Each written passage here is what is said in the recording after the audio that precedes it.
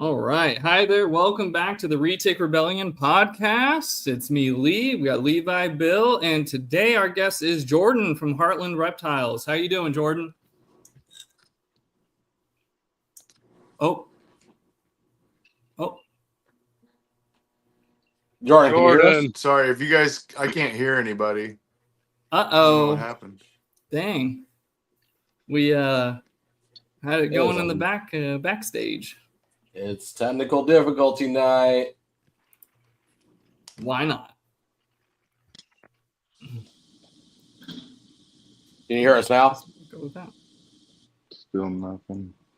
Still nothing. Oh boy.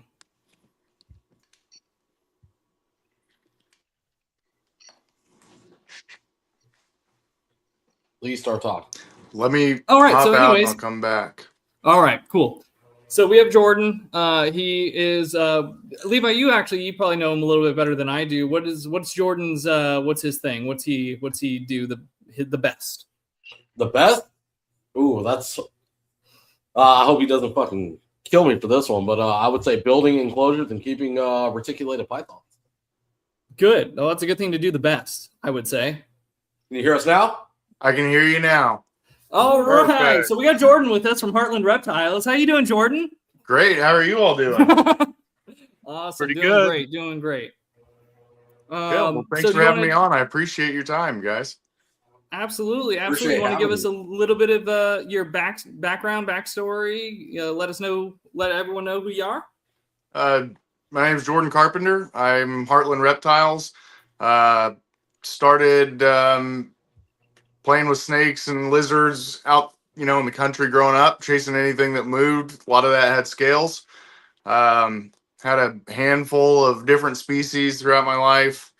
2017, 2018, started researching superdwarf retics. I saw a David Attenborough show when I was a little kid on like PBS or something, where it was, a night shot of a retic crawling through the forest or something like that. And that image just like burned into my head. That, and there was a Nat Geo cover of Emerald Tree Boa. And those two images were just always like burned into my mind. But I always thought, retic, that's a zoo animal. I can't have those. Mm-hmm. Found out about the dwarf and superdwarf island localities, stuff like that. Started doing research. I bought one. I had the intention of getting, a bunch of different species. I just wanted kind of one of everything. I got a hognose to start to kind of break the ice with my wife with reptiles for her. Figured, okay, if I want this, big collection of different species, let's get the biggest thing first. I can, after that, always say, well, it won't be as big as Mila is. And so got Mila first, just fell in love with the species. I had drawn up a whole wall of enclosures of appropriate sizes for different species. I threw those plans away. Over time, sold my pickup, bought 6 more dwarf and superdwarf retics, and now I'm up to 14. Because of that, I wasn't happy with the options for enclosures. I've been doing metal fabrication for 21 years now. Started working in the parts fabrication department when I was going to college, between my freshman and senior year of high school. And the two just kind of fell together, and now I make enclosures for retics and some other species that people have requested. Heck yeah. Nice. That's awesome. Yeah. I agree. I mean, I think the caging situations now, when people like yourself, are probably the reason why retics, like even the bigger ones, are a little bit more, acceptable and sought after for people, because the caging options are now more available than they ever were. Yeah. Well, and like you're saying, I think as the popularity has grown, there's been a lot more information and knowledge shared about what you can do to make it an acceptable size for them, depending on the size animal you have. For me, that was always something I'll be the first to admit. I was thinking earlier this evening about what I'd had and mistakes I'd made, and something I haven't shared just because it's never come up. I had a Australian, I'm sorry, not an Australian, a water dragon, Chinese water dragon. And I'd wanted one since I was a little kid. I graduated college. I moved back in with my folks so I could pay off my loans. And they finally were like, okay, you're doing your own thing. You're going to move out after you pay off your loans. You can finally get it. You're an adult. So I got it, and I built this beautiful 4 foot by 4 foot by 2 foot enclosure, the whole side open so I could like kind of crawl into it for servicing. Did all my research. It didn't register to me that space, if it's not filled with branches and stuff, is unusable for the animal. Like I just didn't connect the dots. And there wasn't like back then, there wasn't the ability to go out and go online and see what people built and talk to people readily. So it's been an interesting journey of, trial and failure to some degree at the beginning. But I think it's interesting how far we can come as long as, we're willing to learn. And that's why I love doing podcasts with people. I learn from everybody. Cool, man. Well, we're glad to have you. Yeah. That's awesome to have My you. pleasure. This is round 2 with me and you. Yeah. You were the first podcast I was ever on, and I appreciate that. Shout out to the old days, texting and flexing, baby. Yeah. That's awesome.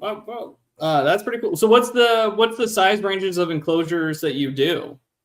The smallest I make is for chondros. They're 18-inch cubes. At that small, there you go. At that small, It is important to remember that with PVC, if it's 1/2 inch or 3/4, whatever, even if it's just 1/2 inch PVC, you're losing a whole inch in sides to height and 1/2 inch off the back. So when you get that small, that little bit, in my opinion, does matter. But the bigger version of that is a 30 by 18 by 18. The stacks behind me are 4 foot by 2.5 foot deep, 18-inch tall with a full half length or full half depth shelf, and then I have 6 and 8 footers as well. Right now I've got to knock out some chondro enclosures, and then I'm going to, that's a 6 footer. I'm going to redo the design. I've now bought all my own manufacturing equipment. The company I work for and another one were making them for me. I've now brought all the manufacturing in-house with the exception of the powder coating. So I've got to redo the design work, but I'm going to create a new 6 footer for myself, let myself be the guinea pig, see what I like and don't like, and then I'll fix that design and improve it. Then it'll become it'll become for sale retail, and I'll use that design language for both that 8 and 10 footers for bigger enclosures. Sweet. Yeah, I got mine are 6 foot by 30 inch by 2 foot with the shelf running through them right now for my reader girls. So my 6 and 8 footers are 2 feet tall, and all those dimensions are actually interior dimensions. I'm real particular, and everybody measures outside, but it's just fine details, right? Yeah, no, I like it though. I like it. You're getting true to size, true to dimensions. So That's awesome. Now, do yours work with? I'm sorry? Do you ship? The smaller ones obviously are much more cost effective. I haven't shipped any of the big stuff. Most of the time it's better for people. They'll meet me at a show. So I'll just bring it to a show I'm vending and they can pick it up and save them the shipping. But the 30-inch and the 18-inch, I've shipped those from Kansas to, I think, New Jersey. Yeah, Chuck's in New Jersey. It was I think it was $60 to ship a 30-inch. So it's not like free, but when you're thinking shipping enclosures, you think hundreds. So for the chondro stuff, at least it's feasible. The real drawback for mine is they can't be flat packed, right? They're welded and assembled solid before you get them, which is a benefit for your long-term strength, but a drawback on your shipping cost up front. Right. Yeah. To be fair, though, I mean, I think I'd rather pay a little bit extra in shipping and have it there in one piece. That's what I did with my original cages. I got tall grass reptiles that were my first cages that I got, and those came assembled. I did find out the hard way, though, that shipping those freight is pretty pricey, and they do a real good job of hiding what that's going to cost until it's on the way. But Yeah. Well, and that's one thing I do discuss. I try and bring up whenever I discuss enclosures with people is, like the last thing I want, because I understand my enclosures are more costly than the vast majority of them. The last thing I want to do is have somebody save up and be like, I can finally do this. And then the shipping puts it out of range for them, like that sucks. So I try and make sure that I mention that up front. Because it's unfortunately it's the nature of the beast. There's no way around it other than meeting up, Yeah. How heavy is heating? Oh, go ahead. You go first. How heavy is like the 8 to 10? You don't have the 10-footers made, right? No, I haven't made any 10-footers yet. The 8-foot is the biggest that I've made so far. They're lighter than a PVC of the same size. I don't know the exact weight, but for two, like late teen men and up, you'd be fine. And the ones that I have are on casters. I plan to have that as an option for the ones that I'm making, but the reality is the vast majority of people, it's just going to be extra cost. So I'd rather have it as an accessory option than just like you get it whether you want it or not. But I had moved all of this stuff into my room by myself, and the 5 stacks behind me, those I did get an exact weight on. I think those are like 340 pounds. Shit. And that's without glass, if I remember right. But you're going to move them without glass. And those are 7.5 feet tall. So I had to wheel it around to my back, set it on its side on like moving dollies, and then get it in the room and stand it back up. And I was able to do that by myself. Can you explain what that is actually? I don't think I fully grasp what that is actually. So it's one big cabinet. It's made as one cabinet, and then each glass section is an enclosure. So it'd just be like if you stacked 5 enclosures tall. The difference is I made it in one box. And what that allowed for is the shelves can come out and the like floor ceiling. So if you wanted to combine the top enclosure and the one below it, you could remove the floor and ceiling and take 2 18s and make it a 36. That's pretty or cool. You nice. Open the whole thing. And then this right here is a playground. And what that is, I actually got that idea from Garrett. But what it is, I modified it, but there's a little pull out. So each of these enclosures on each side connects to that playground, and you just pull out a slide door and it opens it up for the animal to give them a lot more vertical space to climb and exercise. You can use it for passive breeding, open a male and female, and that way you're not forcing them into one enclosure with nowhere to go. That's fucking It allows sweet. For a lot of options. What are the dimensions of each shelf? The shelves are, the enclosure is 30-inch deep, and so it's 15 right about, and it's the full length. Yeah, that's pretty sweet. That's pretty sweet. That's next level shit right there. That's dope. Damn, Jordan, when we interviewed you, this wasn't even on the ground yet. No, this was crazy. I was thinking about that, Levi, man. When we did the first one, this was just a thought floating out in the ether that I was like, I can do it. I know I can do it. That's this is surreal to like watch you like pointing at it. Yeah. You talked about all of this. Yeah, no, it's been a long road. We're at like, what's that, like 3.5 years? 3 years, something like that. Yeah, just about. Yeah. So it's come fast, which has been good and bad, At this point, my biggest problem is I need 38-hour days and 8-day weeks. Yeah. Don't we all, dude? I feel that in my fucking soul. That's such facts. And that's pretty sweet. So go ahead, Lee. I was gonna say, you said you were gonna put casters on the bottom of those so they move around and stuff. Is that also like the bigger enclosures you're thinking doing the casters and stuff to roll them around as well? Have you thought about like doing like a little pedestal thing to set them on, like a little 4-inch or something like that? Do you do that already? There's been a lot of requests for that, especially since I've been at least in my mind, for the newer stuff, moving towards more of a standard enclosure that would either, you could get it with casters, but the standard would be without. I've had some people ask about creating, like you're talking, like a 4-inch standoff, so that you can get stuff off the ground. It's definitely doable.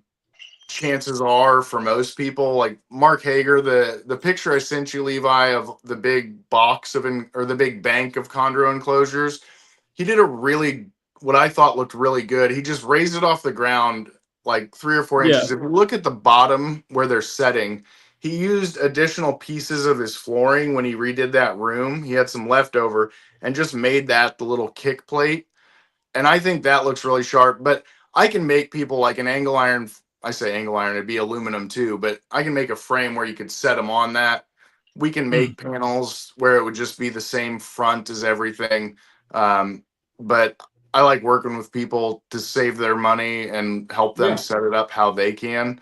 There are, you're going to pay, you get what you pay for, but they're not inexpensive. And so I try and help people. I enjoy the customization and try and help them fit their home and their look. Yeah, because I mean, like hardwood floors, or if you're doing a facility and you got like concrete flooring or something like that, like the casters make total sense. But like when I started keeping them, I had them on a carpet floor, and having that pedestal, just having them come up off of that was what I would look for. So it'd be more of like, I think, depending on the situation, what you would need. But casters would work in my particular situation now. Yeah. No, I love that all of mine, the 6-footer that's here, the 8-footer in the other room, they all have casters, and I love it. So I think casters are a great thing. It's just if people want them. Yeah. Or if people want to pay for them, I should say. Most people want them, but the cost that it adds, I would say, firing from the hip, and I haven't looked in quite a while, you're talking at least $75 extra to put casters on it. Oh, okay. I mean, that's not a horrible expense when you think about it. I mean, the convenience. I honestly thought you was going to throw out like $300 or something. I was like, oh. Well, and like I said, I'm firing from the hip. I haven't looked. So, and that's me just like, here's the material cost add on. If you're buying the enclosure, I'm not going to put a markup on something I'm just purchasing and mounting for you, right? Like I'm trying to keep it where I'm not just giving my time away, but I also don't want to take advantage of people. So that's cool. I like it. What are some of the costs for the most populars that you sell, right? The most popular lately have been the chondros, the 18-inch cubes. Those retail for $3.99. The 30 by 18 by 18 retail for $4.99. And then I do have 4x2 by 2s. Excuse me. Those retail for $7.49. And if you want, you can either get the 4x2 by 2s are ready and can take either a shelf that's full length and half depth, so it'd be like a 1 foot by 4 foot shelf, or if you wanted a divider to split it in half into two 2-foot cubes. Either one of those is an option for $8.15 with the enclosure. That's nice so cool. When somebody has a smaller area to start with a Retic, right, and then pull that up and then have the bigger area when the snake's ready for it. Well, and that idea, a lot of that came from Abby and Jody, the curly hair keeper.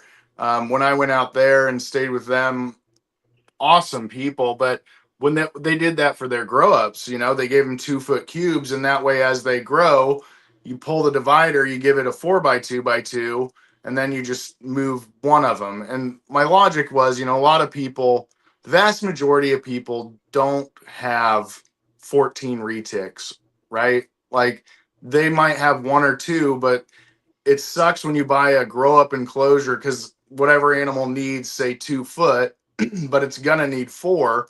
Well, it stinks for the people that have 1 animal to just like, now I have a enclosure that's just collecting dust. For people like us, we're gonna get something else and put it in. But I was trying to think of how can I make this more cost effective over the life and growth of their collection or specific animal. I like that. I mean, that's sweet.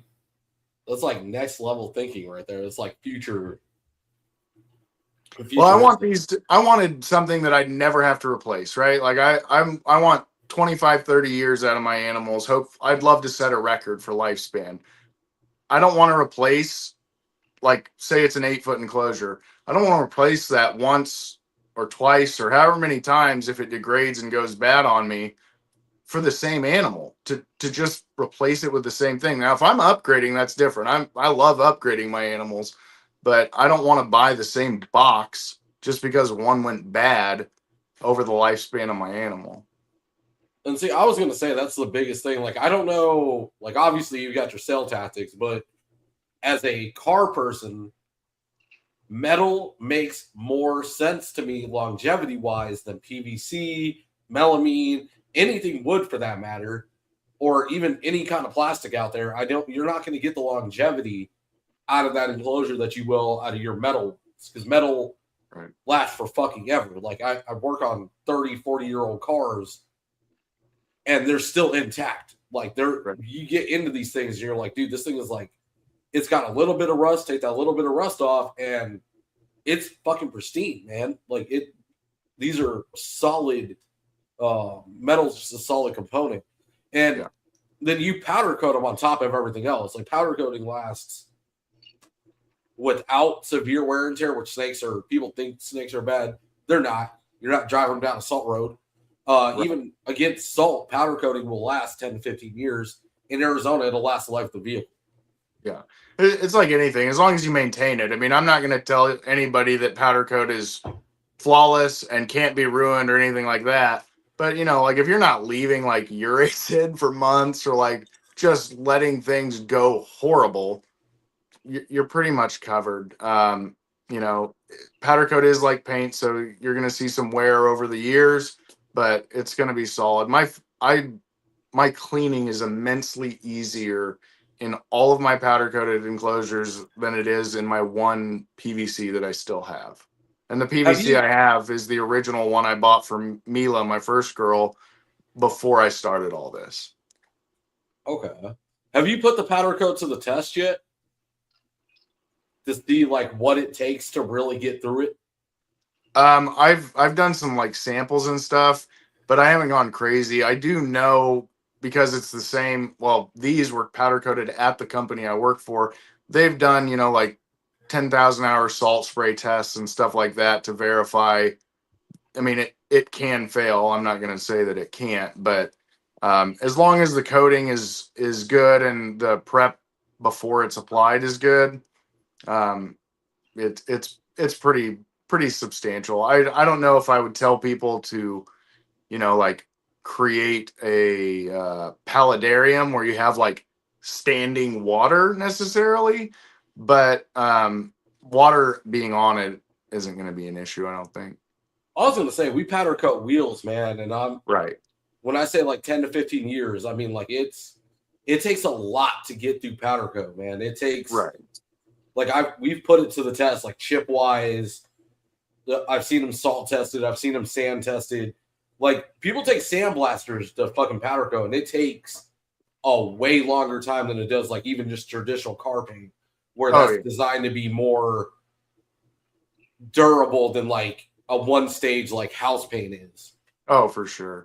For sure. And when you're saying wheels, it makes me think, like, people take care of their wheels. Yeah, they get dirty, and it will withstand scratches and stuff like that, but I guess that's where, like, I'm always cautious. I don't want to be that guy that's overselling it, even if it's unintentional. So that's why I give those caveats.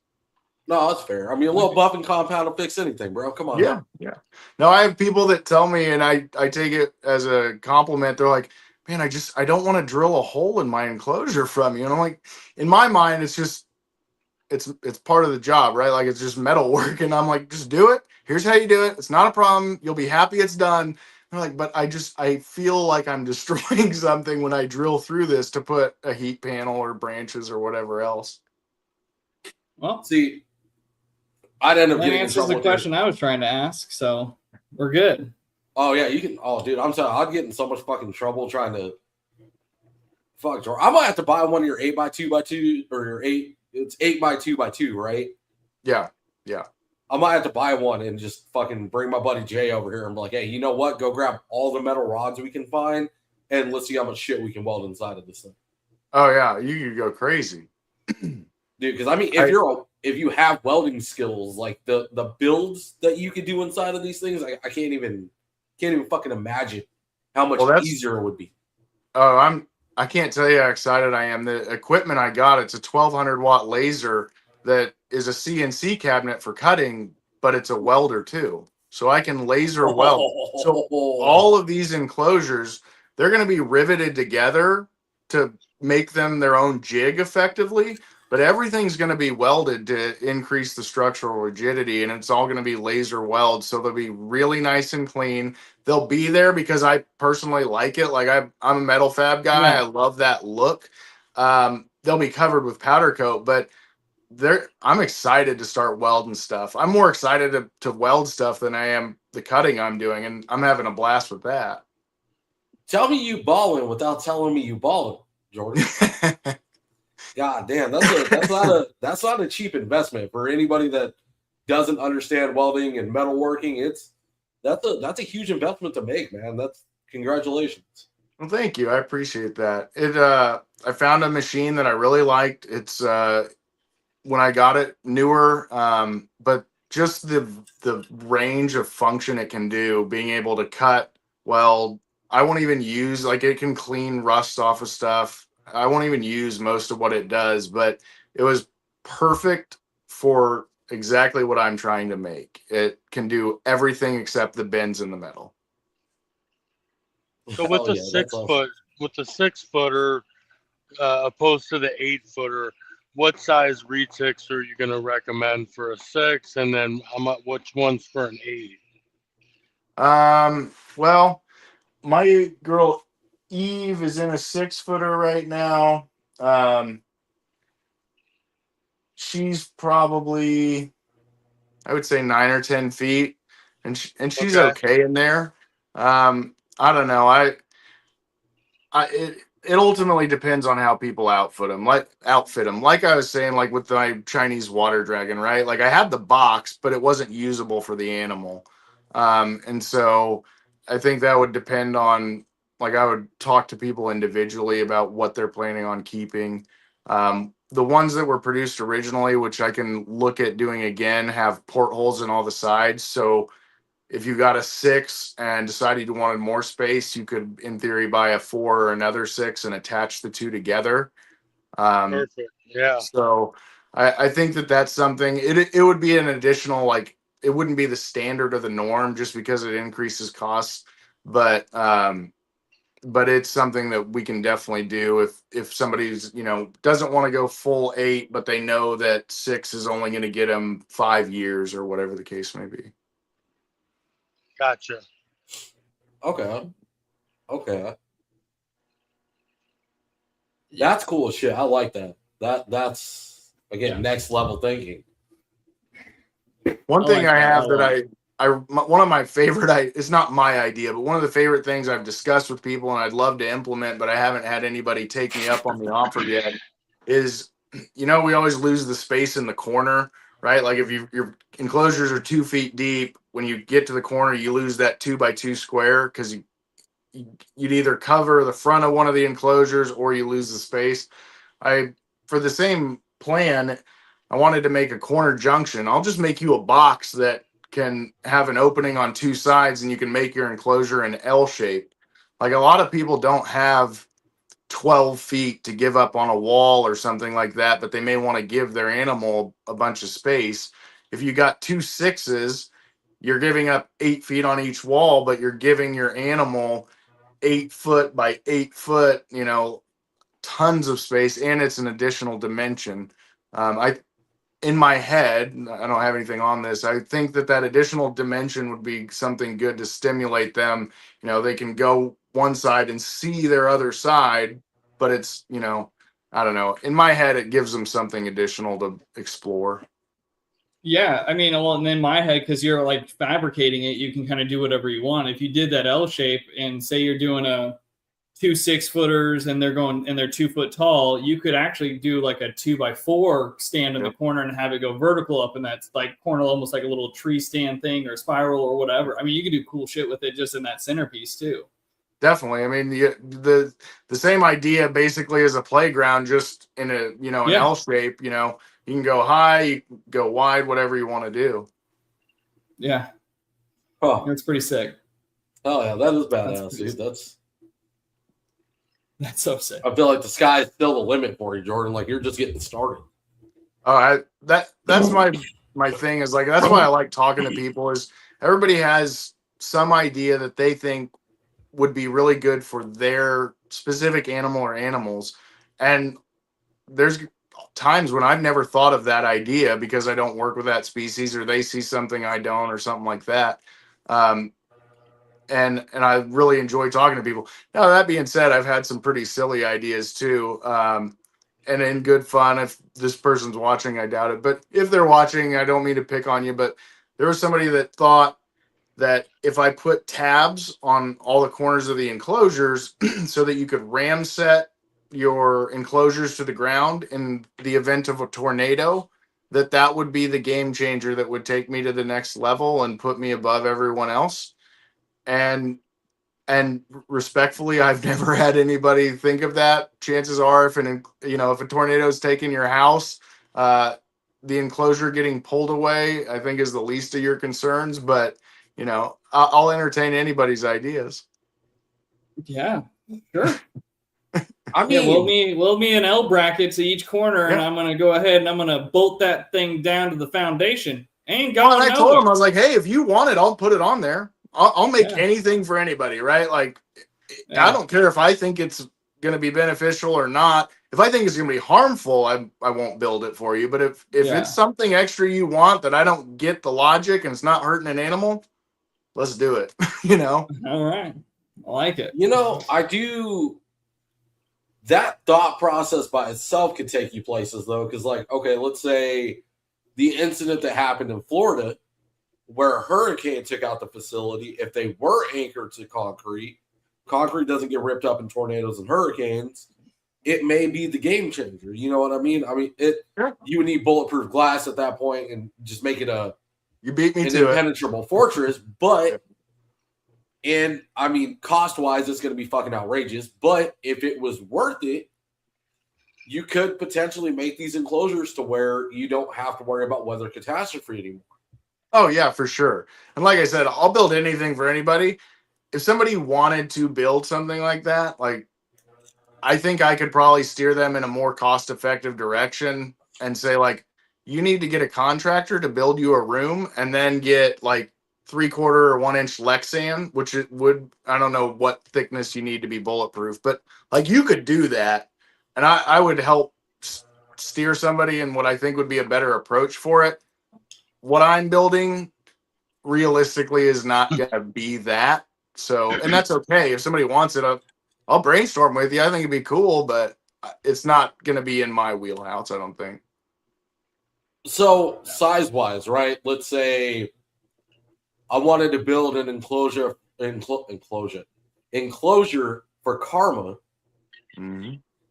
Would you be apt to tackle something like that, where you wanted to go, let's say 10 by 10 by 10, right? I know it's still not like the biggest, but like, would that be an option to go to? Oh yeah, no, I'll build anything for anybody. Realistically, if somebody wanted to do that, I doubt that powder coated aluminum is going to be our most cost effective approach. Frankly,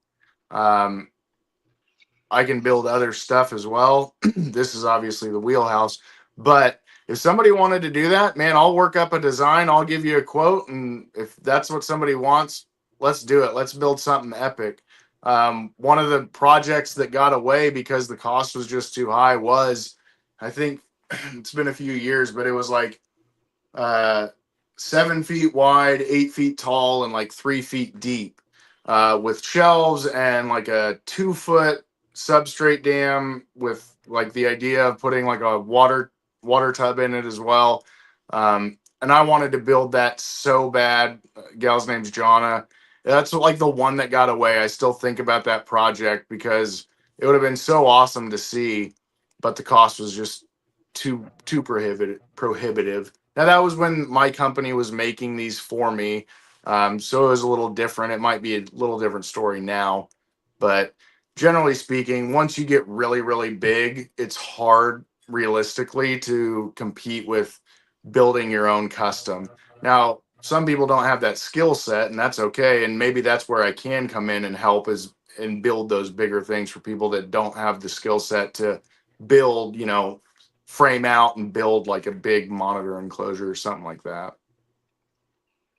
Okay. Yeah, that's what I was thinking, like with the thought processes that we've been having on the back end, like getting a facility set up. That, and Todd, by the way, with Giant Doors, that's what I was thinking, is like a facility, right? Like where I don't know how much it is, right, to have the zoo enclosures built, right?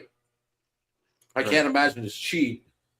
You think about your metal enclosures versus, again, things that are going to wear and tear over years, building once or pay for it multiple times, contracting you to come in and be like, hey, I need 4 mainland enclosures, I need a monitor enclosure, I need a crocodile enclosure, and I want the metal so it'll last forever. Like, these are never going to move. It would be worth it, Oh, yeah, and as you were saying that, I'm glad you did. It sparked, I paid really close attention when the Legacy, when they were moving stuff in, right? Like, I was hooked on them building that and the process of it, and I tried to pay close attention to how the back, like the behind the scenes, so to speak, of their enclosures were laid out. And for something like that, it's definitely doable. Our approach would be completely different, right? Like, we're not going to make a box. We're going to make a secure front that's going to be your glass, and we're going to have like angle iron or angle aluminum for a frame and use like universal rock or something like that. So the approach would be different. So I'd love to do something like that. The pipe dream for me, the snakes are here. The fab stuff is at my shop. I want to build my own building where I can put them under the same roof with a dividing wall. And I want to build out some stuff like that for my own animals, like Mila, my first girl, Eve, my social butterfly. Like there's certain ones that are really special, and I want to build something really cool. And I've been playing with that. Like, how can I incorporate my design, because I want them to be mine, but still not just have a box. I want something big and like a universal rock type look. Yeah. Hell yeah. That'd be fucking awesome, man. Have you looked into like getting your own facility? I don't know how big your property is, but have you looked into that? I can't build on where our house is right now. That's why I had to get the fab shop. It's not big. It's like 1,200 square feet or something. And then this room is like 12 by 14 or something. But my wife and I have been talking a lot, and we've been looking at houses with shops or houses without that would have space to build one. We both really love the home we're in, so we're pretty picky on where we're going to go to. But we've been also looking at land and, maybe building our own and trying to build a shop at the same time. The ultimate goal is to go full time with Heartland, not just breeding, but the enclosures and everything else. And trying to work towards that would be ultimately a property with a specific building for fabrication and breeding and stuff like that. Okay. I like it. We're on the same thought process right now. Me and my wife is finding land, getting the home put on the land, and then a facility for triple threat.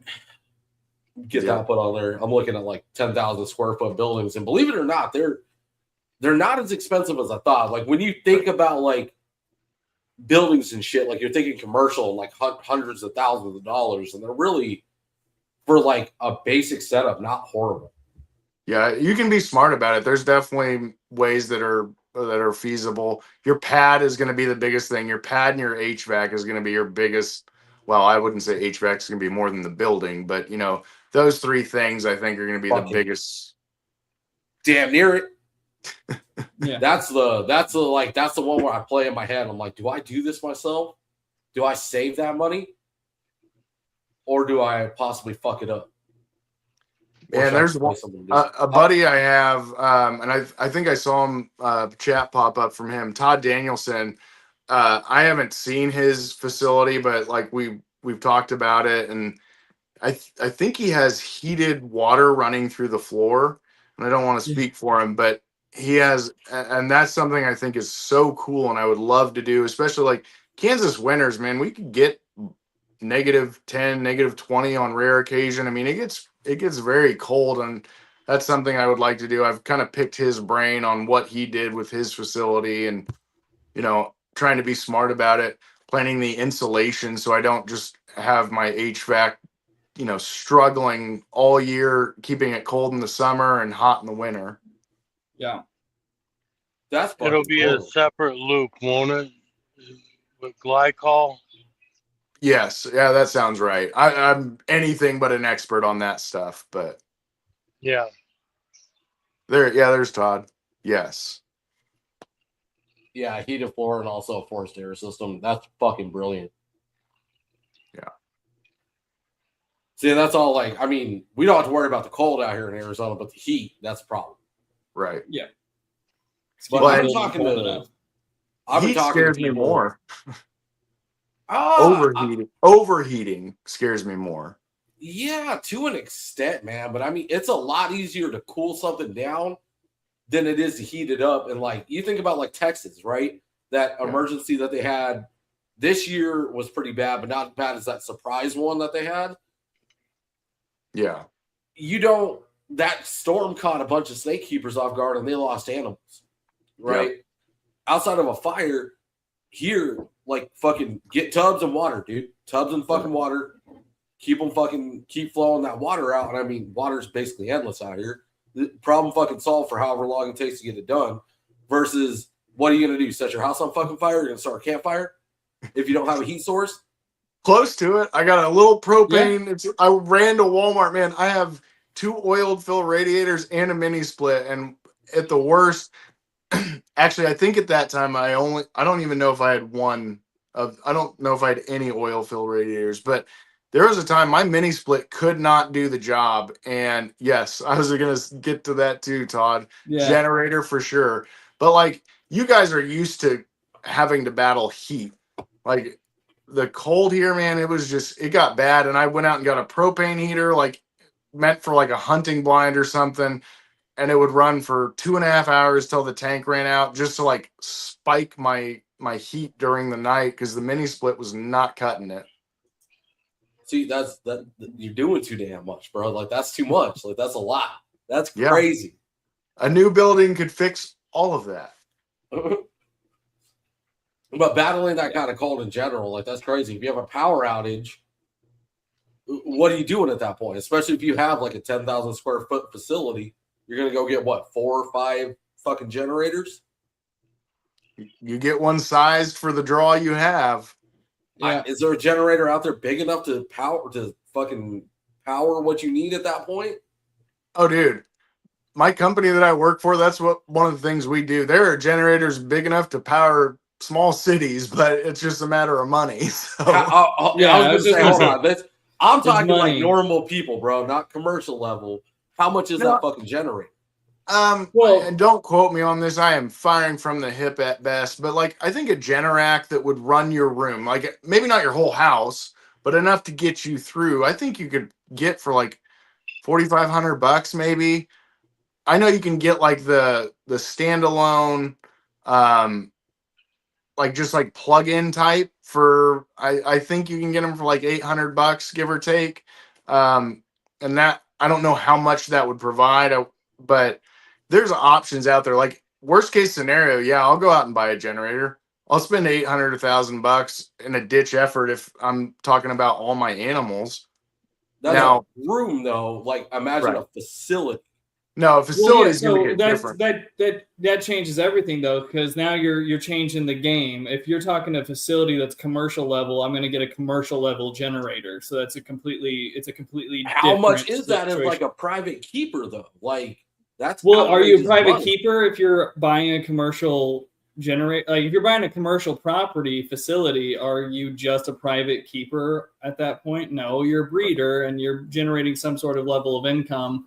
enough to at least own a building or be renting a building. So yeah, you should be able to get a generator big enough for that facility. I think it scales with you. You know, if you're scaling up into a facility, you're scaled up into buying the generator that can facilitate it, or you buy a commercial building that has a generator backup as an option already when you buy it. Todd, how big is your building?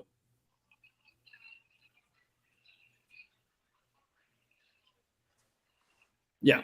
So I think it just depends on what you're talking about. Now, if you're talking like your own personal like garage or something like that, it's almost like a bigger size of your room. It's really not going to take that much power to control like a big garage type facility on your property. Right. Who keeps letting this fucking guy in? Well, I know Lucas Bagnera. I know his room it was the garage, and I don't know the specific size, but 50 by 80 mini split to heat and cool his whole garage, which is definitely bigger than my snake room is. Yeah, I haven't seen Todd's shop, but I'm real jealous of it. I want that. That's fucking big ass facility. That's pretty sick. I was when I was in Phoenix, I had one time I was built out like one of those like tough sheds or whatever. And I had to, build it out, insulate it, drywall it, do all that shit, throw in a mini split. I mean, that all total probably cost $5,000 just to outfit a tough shed, just to make sure it would withstand the heat and the cold both. So, I mean, it's a real pain in the ass. I think both extremes, but I don't know. The heat always freaks me out. It's always a lot harder, I think, in some situations to keep it cooler in the relentless heat. The heat scares me more just because, like, my HVAC is generally good. And worst case, like, if my room gets too hot, I walk in the door and it goes in the basement. So it's cooler in there. I can move them in there. With heat happening with cold, I've got a gas water heater, so I can heat up water bottles or Tupperware and put that in there and give them some sort of a heat source if needed. Yeah. Is why the heat scares me. Overheating scares me more. If I lose power and everything goes to crap, I don't have a good means of cooling the room, much less like individual animals. Yeah. Yeah. I mean, thinking on so our shop, when we lost AC, the power generator, swamp coolers, man. Like, have a swamp cooler on hand to back up just in case. Like, AC is obviously one of the biggest power draws, and they blow fucking generators all the time. Yeah. Swamp coolers, dude. I'm telling you, that's how I keep the garage cool in the summertime, and it's fucking it. Yeah, my issue is my issue with the swamp cooler is I found it highly ineffective in the summers in Phoenix, especially in like our garage, just because it's not humid enough to pull that kind of moisture out. So then you're having to have one that has like a water pump in it that's constantly circulating that water. Well, eventually that water becomes 100 degrees because I never had real good luck with any of the swamp coolers I ever used to actually keep my rooms or my garages, when I was keeping them in the garages, cool. Like, honestly, I had to open up the garage door to the house and put a fan directed towards it to pump in AC into the garage, like to keep it cool, because the swamp coolers just wouldn't do it. Oh, that's crazy. I'm like on the opposite spectrum. The swamp cooler that we run is fucking... Shit, I had 2 of them running at one time. The only way that they would actually probably have worked effectively if there was a way I was able to hook up like a garden hose and keep feeding fresh water into it. Oh, you didn't do that? No. Oh, dude, that is you have to do that. Well, that's what I'm saying. That wasn't an option for me. So it's like I had a swamp cooler, but the option to actually make it work wasn't an option for me. So it's like it doesn't fucking work. It's a lot harder. If you don't have a hose able to hook up or whatever, like if you don't have that as like a feasible means, like you're fucked. See, I'm blessed in this house. You have a sink in the garage too, so like a push came to shove. Yeah. The house I was in was a weird fucking house. It was a 0 lot line, so there was no way for me to have water anywhere near like where the garage was. It was really dumb. Jesus Christ, you're in Minnesota? Oh man, yeah. Talk about fucking cold. I'm good. Miss me with that cold. Todd makes our cold look warm. Dude, Arizona can get 1 to 25. I'd still be more comfortable than the coldest Minnesota. Fuck that. Yeah, no, thank you. I don't know, take man. the heat over the cold, Levi. Oh, Minnesota's cold? Fuck yeah, fuck that, dude. That hell no. I'll just take my beautiful weather here. I can do 20, 30. Like, I'm pretty shitty at that point. Like, I'm not happy. But, like, anything below 0, fuck that. I'm good. Miss me with that shit. About Colorado's winter, Denver's winter. Yeah, son. Enjoying that beautiful t-shirt and shorts weather now, huh? Yeah. The problem with it being hot is I can only take so many clothes off before it becomes uncomfortable for everyone else. So I'll go cold. I can pack more on. Dude, I'll tell you, spray bottle in the summertime will do you wonders. It's not humid. Yeah, no. I'm a little bitch. I hate both. I hate it being scalding hot, and I don't do good in cold either. I just want to be comfortable. That's what I want. So you can miss me with all that other stuff. Yeah, variety is the spice of life. Yeah. I dealt with that. I mean, my job was outdoors in Arizona, so you only can take so many years of that. And then you're this shit right here. This is what the fuck I'm talking about. Fuck that shit. Taking a deep breath and that shit hurts. Miss me with that shit. Yeah. Yeah. Hey, that's what's up, awesome, man. That's a once in a lifetime experience for those not from Arizona. You have a chance to come herping out here. That's the other thing, bro. Like, I'm not sure I'm ready to hand up our wildlife. Like, Texas is close. It's close. You guys have one snake that outdoes most of our stuff, but that's it. Like, all the rest of our shit's fucking mid. And then these other colder states, like, they got some okay stuff. Man, I've been learning some about, like, the rattlesnakes you guys have down there, and I did not realize the breadth of species that are out there. Dude, we have the most. It's so wild. The most rattlesnakes. I wish somebody from the Rattlesnake Ranch was in here. I have to verify this. I'm shooting at the hip. I want to say we have the most rattlesnake species in one area in the world. I think you're wrong on that. Accurate. I know for a fact it's in the U.S. I want to say in the world. The diversity in the rattlesnakes, the diversity in the reptiles, the diversity in most of our mammals. Like, Arizona has a lot more than people just think it's a just burnt out desert. At the risk of sounding like a complete moron, is there rattlesnakes other than in the Americas? Yeah. No, I mean like in Europe or like in those other continents, there's rattlesnakes over there. I thought everything else was more like viper and shit like that. There are I can't remember the species. Rattlesnake Solutions had it. There are I want to say Jamaica. There's another there are another parts. But are there any like old world? That's what I'm saying. Like, is there any in the African continent, the European continent, the Asian continent? Hold on. I don't think so, right? I can't think of any. I mean, I think they're all New World. I think so. That's what I meant by Americas, and I meant New World, like from South America to fucking Canada. But if that's true, it only proves Levi's point more likely to be accurate that it's the whole world. Yeah, that's what I'm saying. That's kind of what I'm arguing with him. I'm like trying to I think you're right, because I don't know anywhere else that has them in the world other than fucking the New World. So Europe, Asia, Africa don't have them. Okay. So yeah, they're New World. I luckily growing up running through the timber never saw a rattlesnake because it's just better that I didn't. But man, timber rattlers and copperheads, I know those are vipers, but timber rattlers I think are some of the most beautiful snakes, just natural coloration and pattern. I absolutely love that species. Which one? I'm sorry, I was reading timber rattlers. The timber. Oh, dude. Levi and I are big fans of the white and blue speckled rattlesnakes that we have.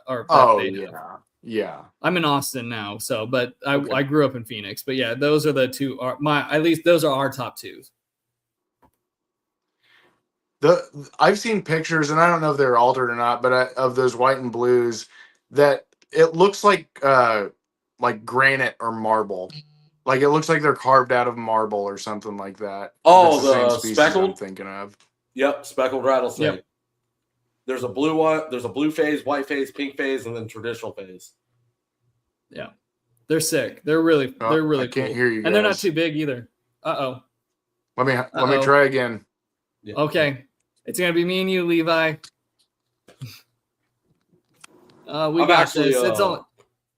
I'm in the works to figure out how to do what I want to do to get a speckled rattlesnake the right way.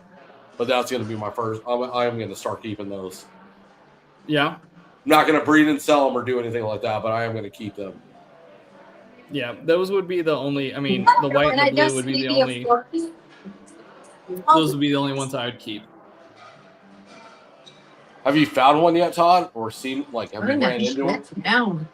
Now, this might be an old wives' tale or not, but when I was growing up, and we would go up to Jerome and Sedona. I and just do recharged my card for stuff. one set, and then I can put you. Yeah. You have your card though. Dang it. The thought was if you want to be careful where you're stepping because a timber rattler will wait till the last second to start rattling. You're more apt to step on them before they actually will rattle before you're around. Now I'm just saying that was an old wives' tale that stuck with me since I was a little kid that my dad told me when we were going around there. It worked because I fucking never saw one, nor did I ever step on one. So I'm gonna go wives' tale on that. Okay.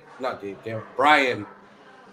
I don't know why I always want to call him fucking Dave. Brian at Rattlesnake Solutions did a video. I'll find it and send it to you. That there was a. Did you get back on it?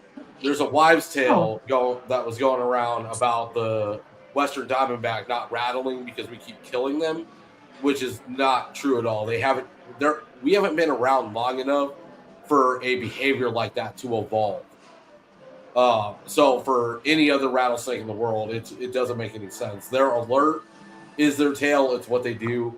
I'm going to say wives' tale. I like it. Appreciate I'm glad it. you said that because I heard a variant of that saying that they're not rattling because hogs hear it and they'll go eat them anyways, right? They don't care if they get bit by the rattlesnake.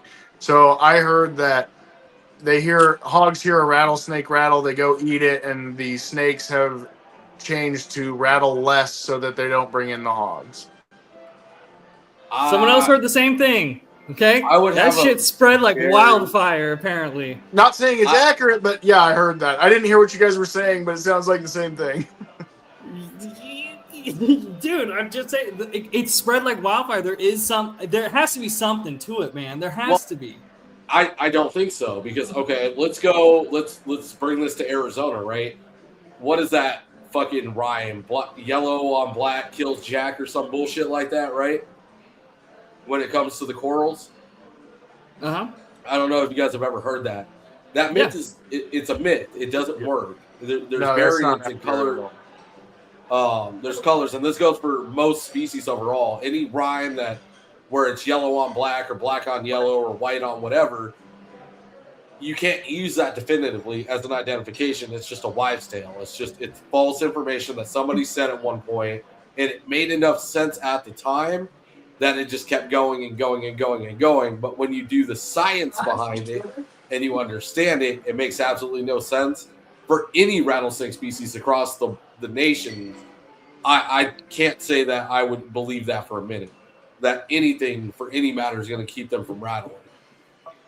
Whether it's a hog, a person, death, feed, it doesn't make sense to me. The only thing that would make a little bit of sense as to how you can step on one without it rattling is if at the right moment, at the right time, in the exact scenario, you stepped on it in ambush mode where it's waiting for a rodent to come down a rodent trail. That would be the only time where it heard you coming and wouldn't move. But it would take such a perfect coincidence for that to happen. It wouldn't be a safe thing to say.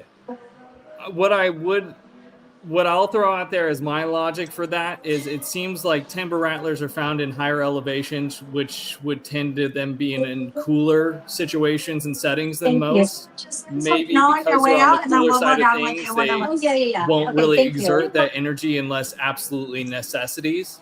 Like it necessitates it. So maybe because of their climate conditions and stuff like that, maybe that makes them less likely to,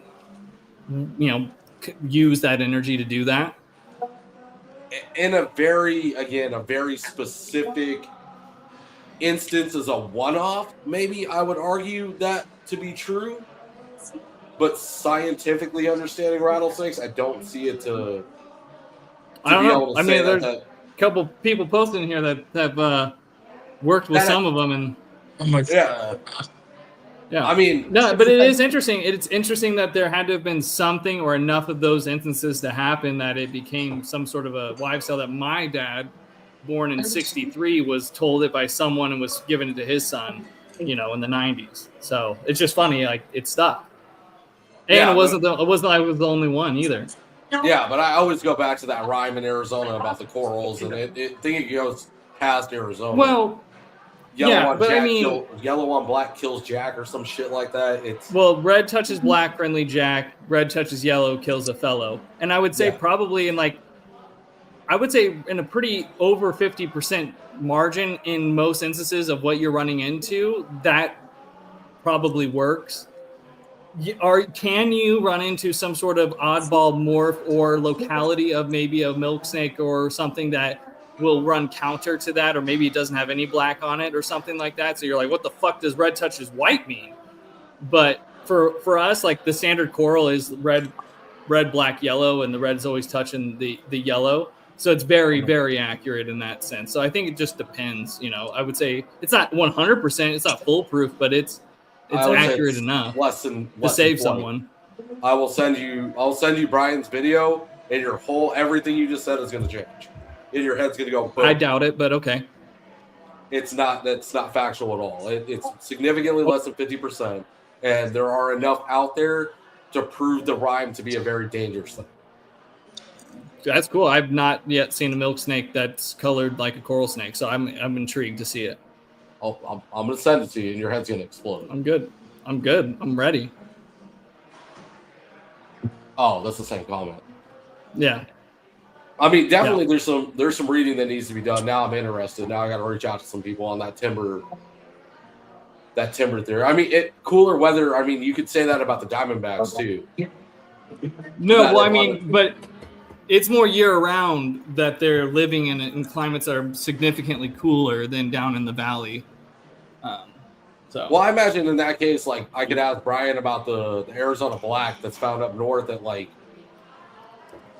significantly higher elevations and see if there is anything to it.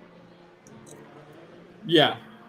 Because in that case, like up in Flagstaff, like our Arizona black or Arizona black tails or anything along those lines, like we would definitely, that would be something that could be implied to them.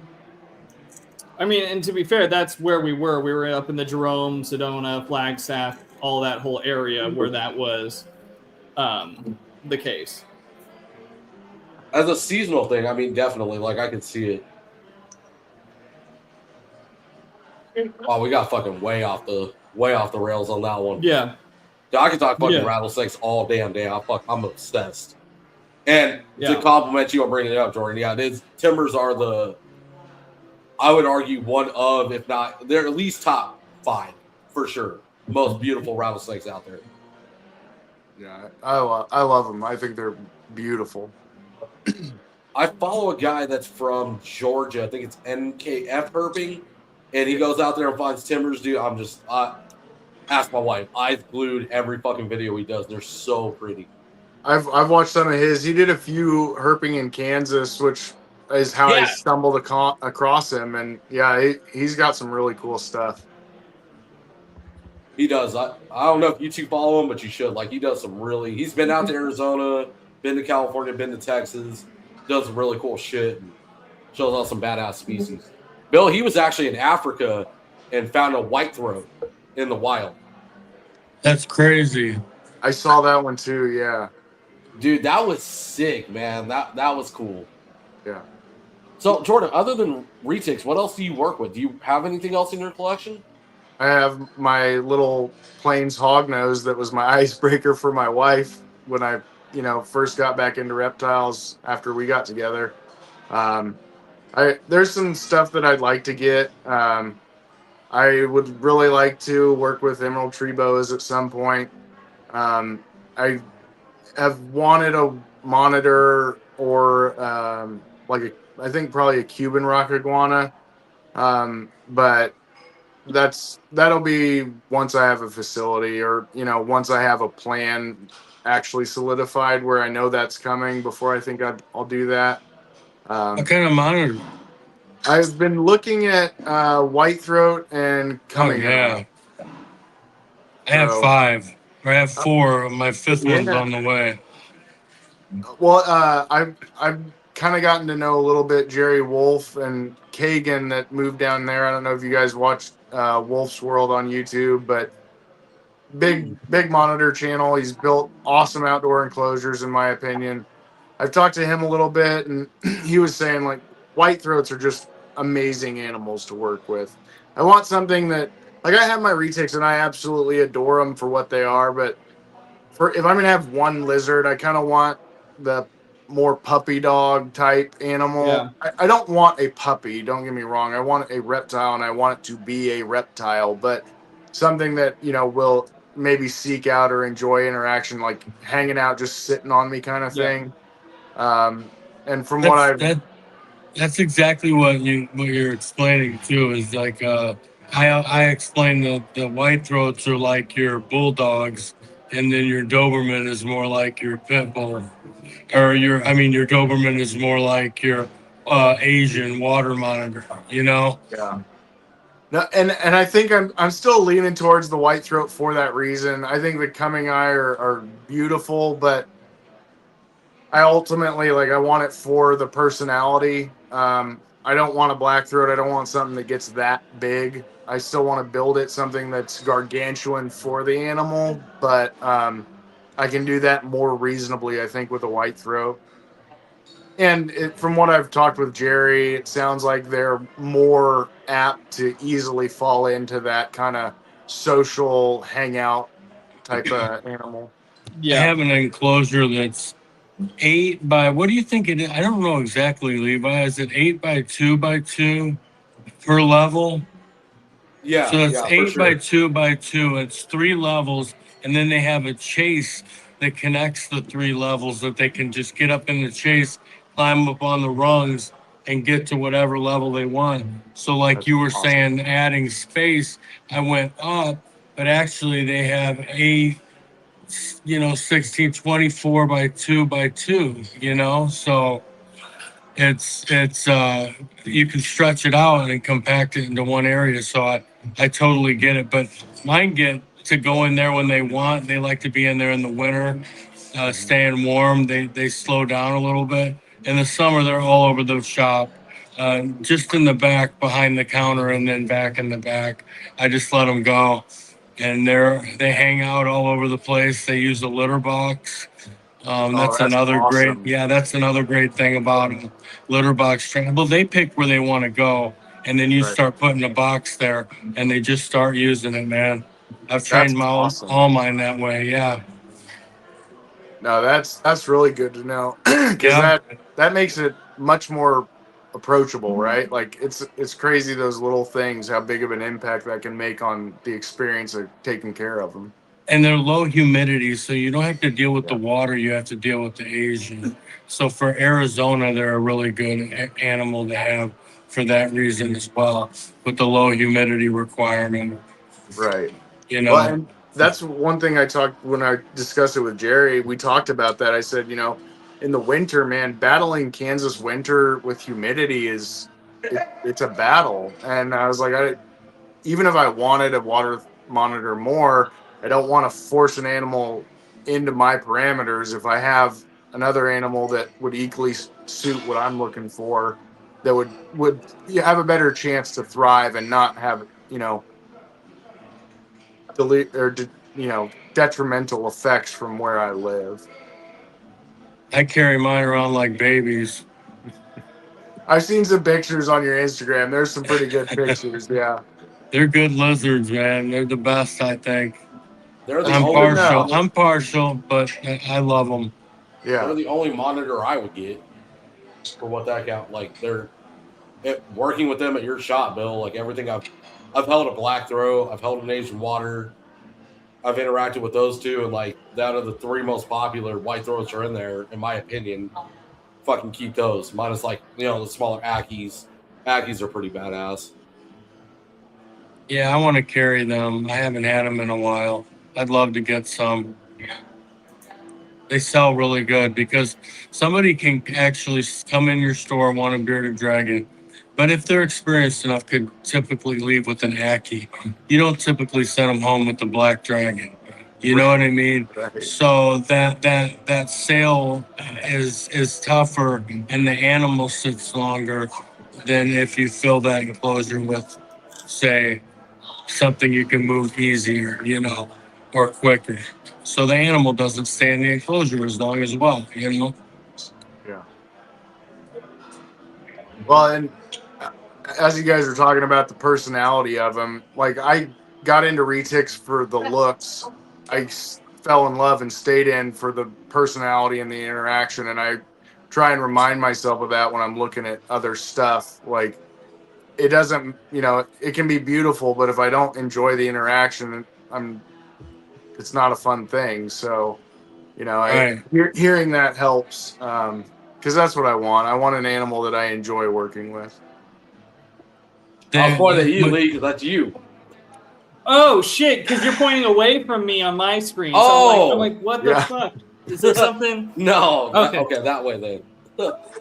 My bad. No, that's 100% Lee right there. That's crazy. Most of the retic keepers that you talk to they look badass. Some get into them for the stigma of being a badass, but then you fall in love with the fucking personality. Like, Bill, you got to see me pull out Apotheosis. Like, she's a fucking puppy dog.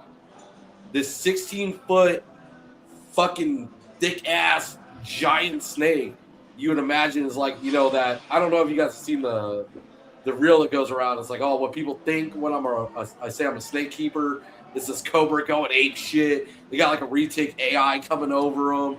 It's just like this crazy jungle theme. And then in all actuality, it's like, nope, it's just a derpy-ass fucking snake. Like, there's puppy dog. Yeah. I'm here, Yeah. Yep. Well, that's why I keep looking over here. Eve, she sees me, and when I'm here, like she expects that she gets to come out. It's not intentionally trained, but we've done that since she's been here, and she's always expected to come out because she usually gets to. And we both see. I know I enjoy it. I think she does too. But she's sitting there going back and forth because she's like, what the hell's going on here? Why are you sitting in front of me and not opening me up? They're intelligent enough to learn patterns and behaviors. And, look at it. Abby started the red ball, blue ball thing, didn't she? I think so. Or at least made it super fucking popular, and it works. Yeah, there's been a lot of people that have done that. And, like, what a great testament to show their intelligence. And I think it's a good testament because it helps bridge the gap. Like people that aren't reptile people may not think of an animal recognizing you and doing something as a sign of intelligence, but those of us that work with them, like you can definitely pick up on those subtle cues if you watch your animals enough, and then you get to start to appreciate what they are conveying. They may not have the facial muscles to move their face and smile like we do, but they can definitely communicate if you're willing to try and pay attention and learn what they're trying to say.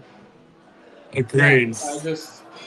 I just opened up the cage, and this girl is my newer girl. I haven't worked with her or held her too much. She just has a good personality, and we've hung out quite a bit since I've gotten her. And she's been falling over her cage trying to get out. I just opened it right now and stuck my hand back, and she just now rests. Her head is literally just resting in my hand. She just came right out and rested her head right in my hand. It's like, dude, there isn't another snake. That's why I'm like, I can't think of another snake I'd want to keep.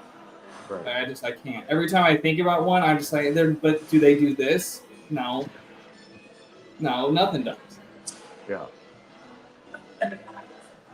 And I would pull Eve out. She's if I'm right on her shed cycles, she should lay 2 weeks from yesterday.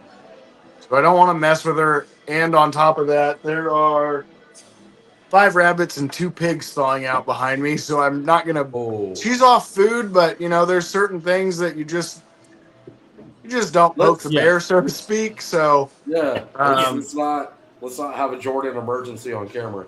Yeah, let's not do that. In all honesty, I'm fully confident I could pull her out right now. She'd do nothing but crawl back and forth in my lap and my arms, especially since she's, gravid. I don't think the food would be an issue, but it's also, I think, important with animals that are capable of great things. I trust her with all of me, but I also try and tell people, don't be stupid. Don't. Even if a firearm's unloaded, you don't look down the barrel, right? Yeah. You don't pull the trigger at your leg, you pull it away right. from you. Right. And I tell people, think of it like firearm safety. You guys were saying like Doberman versus a bulldog and stuff like that. Like, there's nothing to be afraid of if you understand what you're working with, but you dang well better know what you're working with and be smart about how you work with them. And these guys will say it, but I work with my retics like a person works with hots. Yeah. That's kind of how my approach with them is, always with a hook and stuff, other than this one particular moment. And there's probably one other snake that I don't feel like I need a hook with, but every single other one gets a hook. Just you treat it like a hot until the trust has gotten to a level. Like I have one that she free roams for the most part, and I could walk up and pet her and she doesn't flinch. Like I pet her like a dog. Like normally most of these other snakes to be touching, they start to get twitchy and start to take off. Like I can pet her and she won't even move. She's just like, oh, okay, cool. So she's one where I'm like kind of breaking that rule for myself, but every other one, it's treated like a hot. Well, and that's what I love about the species, and as I have gotten more, is learning how individual they all are. I have Celia that's up in that enclosure. She was one of the first 5 that I added after Mila. Nothing wrong with her. She's not aggressive, but she really would prefer I leave her alone. Like when I do get her out, she's kind of on the run. And I've tried going for a long time till she wears out. We've never really had bad interactions. She just doesn't really enjoy it. So I leave her alone more than some of the animals that I got, like from Kagan, that came in established and sexually mature. But I've grown to trust those more just because of how they act and how their personalities are. And I actually love that. I love that they're variable because, frankly, if all of them needed as much attention as Eve, I would be very, very busy. It's kind of good that some of them like to do their own thing. Yeah, I agree. Yeah, they definitely, they definitely have their own personalities. I agree 100%. Luckily, this batch of snakes I have, most of them have really cool or really good personalities and stuff like that. I have a couple of dicks, but I have one that's an asshole, like most people will say, and she's true to it. She's an asshole in her cage, but the second she comes out, she couldn't be any sweeter or any happier to be out. It's insane. Yeah, I write off cage defensiveness or food drive. Like I don't even like if I'm talking to somebody that's new to it. Obviously, that's a very deep discussion. But like when I'm talking retics, like when I'm talking behavior, it's only once they're out, because we all know like most of them are going to try. They're hoping for food, or you caught them off guard. Like I don't worry about if they come out mouth open. I'm not saying that's every enclosure, every animal by any means, but that's just, I take that as nature of the beast. In the wild, they don't get a second shot at something walking past them. So yeah, I don't worry about that. Yeah, exactly. I don't have motivation against any of them. No, and I almost prefer them to kind of be that way, kind of flying out mouth open, because once they've done that and they've kind of stuck their head out and they realize there's no food, they're more apt to be curious to come out now and investigate, which opens up that opportunity for handling. the ones that really, like, I have one, I have him covered right now because he just won't stop being an asshole, but he's just defensive strikes like crazy. It's never really a food strike unless there is food. So like he doesn't even have the curiosity factor when I open up the door to come out. I'm waiting for that because once that happens, then it's game over for him. So now that's going to get the break points for me. Yeah, no. Somebody else was talking the other day about the same kind of thing, and like, I would rather have an animal that's coming out food hungry than trying to pull out a scared animal that's already trying to run. You said it better than I did. It's a lot hard. Like if they're defensive or hungry, I can watch and move. But if they're going away, I'm not as good at judging when they're going to turn back. I would rather work with something holding its ground than something that is so scared it's just hit flight mode. Because at that point, I mean, I can't imagine the fear that they're experiencing. You know, you've got some big goofy guy trying to handle you, and you're terrified. I mean, that's a scary scenario, I would imagine. Hey, James. Absolutely. Yeah, absolutely, man. That's facts. So before we close this thing out, just real quick, because you have a Retics, like what's your project? Like what's your favorite morph? And then like what's your project? Or if you're a locality guy, like what's your thing? Like what are you working on? What's your goals and stuff? My big thing is I really like bright colors and sharp contrast. So Eve is my most exciting potential clutch. She's an Annery Platinum Sunfire, and she's got a really pretty floating dorsal. And I put a Calato Eternate Cross male to her because he's got really thick black borders. And so what I'm hoping to do is take the polygenics from that Ternate influence and take it into her morph combinations. She is the multi-generational front runner for my passion. I'm not saying like the others aren't exciting, but trying to get her polygenics with the color that came from her Annery Platinum Sunfire, and then thicken that border to give us a more stark contrast from her greenish yellow sides to a sharp black thick, and then a distinct top pattern. I'm really excited to have hopefully the first generation of that project in a couple of weeks. I like the snow stuff. I've got a little bit of everything. When I got in, I knew I liked bright colors, but I kind of spread it a little bit thin so that as I have staggered years of breeding, there will be a little bit of variety. I have a pure Kiowati girl and her offspring that's an Annery. And I was really hoping to solidify her being het Annery with her baby. The breeding this year, I'm not very good at palpating. I don't trust myself. I messed up on my time frames. She gave some eggs. None of them turned out. I think she held them too long. And at this point, I'm just trying to make sure that they're out. I have an Annery Tiger het albino girl that I paired with a Motley Tiger snow male. They're both 50% Calatoa and some Jampea, I think 12.5%. I got those from Kagan Andrew. Elowen, the female, reabsorbed. Her body looks great, which I'm grateful for, but I would have really liked to get that clutch to fruition for Kagan. When she moved to Florida, she sent those two to me because she wanted to see the breeding done and just wanted them to have a good home. So I was really hoping to do that for her this year. But, I mean, I plan to be in this for the long haul. So, you know, when they don't go, it stinks. But as long as they look healthy and it didn't, you know, harm them, then my view is no harm, no foul. Let them do their thing. Yeah.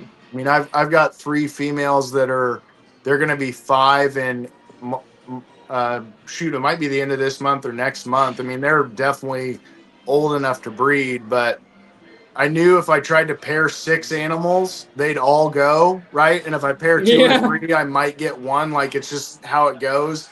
And I knew at this point, like 6 clutches is more than I can do the right way. So I didn't even try. And they didn't cycle. I didn't try and feed to push for cycling. So we'll do that next year. There's always next year. Let them get it established further. So yeah, absolutely. That's a great mindset to have, man. We got our trials and tribulations we're going through right now. And that's part of it, right? It's the challenge, but it's frustrating, but in my opinion, it's part of the fun. Right, yeah. Exactly. And it really makes, it solidifies the keeper versus the breeder. Which one are you first? Right. And if you're a keeper first, it's not a big deal if they don't go. It is what it is, right? Like, we're not dependent upon the money. We're not money breeders. If they go, cool. We got our projects. We're going to make a little bit of money. It is what it is. If they don't go, well, that's another year that's more time you get to spend with your animals. Right. Well, that's exactly how I am about my white throats. I don't care if they go or not. Yep. And that's part of the reason, or part of the benefit of the enclosures is my goal is to go full time at some point with Heartland Reptiles. The last thing that I want to do is put myself in a spot where I am dependent on clutches to feed my family. And I'm not saying that's not attainable for some. Don't get me wrong. I only have 14, right? Like if I had a whole different number and I had 100 animals, it might be different, but I don't want to feel that pressure where I am dependent on forcing the animals to do something so that I can keep going with it. So the enclosures are hopefully the bread and butter that supplement or the consistent, down the road, I can make it consistent. And then I can just stay with what I'm doing. If they go, great. If not, maybe next year. Yeah, exactly. That's a dream right there, baby. Absolutely. That's dope, man. That's super sick. Well, good luck on everything, and hopefully she drops a good clutch for you. Yeah, hopefully. Fingers crossed. She's looking good. She's still looking good. So awesome. That's great, Jordan. Well, thank you for coming on, man. It's great to catch up 3.5 years later. Thank you, guys. Good. Levi, I appreciate it. Good to be back on. Bill, good to see you again. And Lee, you too, man. Nice meeting you, man. I really appreciated it. Yeah, thank you guys. Yes, sir. Absolutely. On that note, we're going to get up out of here, boys. Again, thank you, Jordan. Bill, Lee, anything before we get up out of here?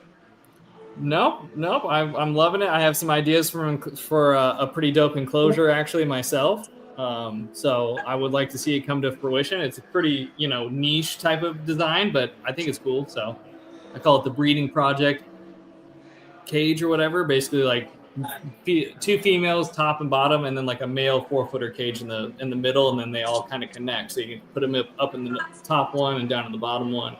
Shit like that. Well, and for you, Lee, and anybody else, I tell anybody, even if you're not going to use mine, I love helping people build stuff for their animals. So even if you're going to build your own, I'm happy to brainstorm with people and try and figure out ideas to make things work. So I think it can be mutually beneficial. I can help somebody build something that fits their setup, and maybe I can incorporate some of those ideas into my stuff. So anybody else, feel free to reach out. I'd love to talk and chat ideas with anybody. Super cool, man. I do 3D design and CAD designs, so I'll draw it out first and send it to you so you can see it. You are speaking my language. I have literally, and this isn't for enclosures, but in project management, I have literally been told, quote this house for me, and it was a picture of a napkin that someone drew on. So yeah. We can work all day, Lee. Yeah, I got you. Real quick, Jordan, drop your socials. Where can everyone find you? Heartland_reptiles on Instagram, Heartland Reptiles on Facebook. I have started the YouTube channel up. Every Sunday I drop a new video. I'm 8 weeks straight, so it's new, but every Sunday there will be a new video. And I have TikTok, but to be honest, I haven't been on it in a long time. But Instagram's the fastest way to get me. Who needs it? All right. So on that note, boys, we out. Thank you again, Jordan. We'll probably end up doing a part 2, big dog. Yeah, anytime. We will. Appreciate you. And when him and I come up with our special enclosure, we'll do part 2. There you go. Fuck you, Hutch. Yeah. Good night, buddy. Good night. Have a good one, y'all. See you next week. Damn it. Fuck this up every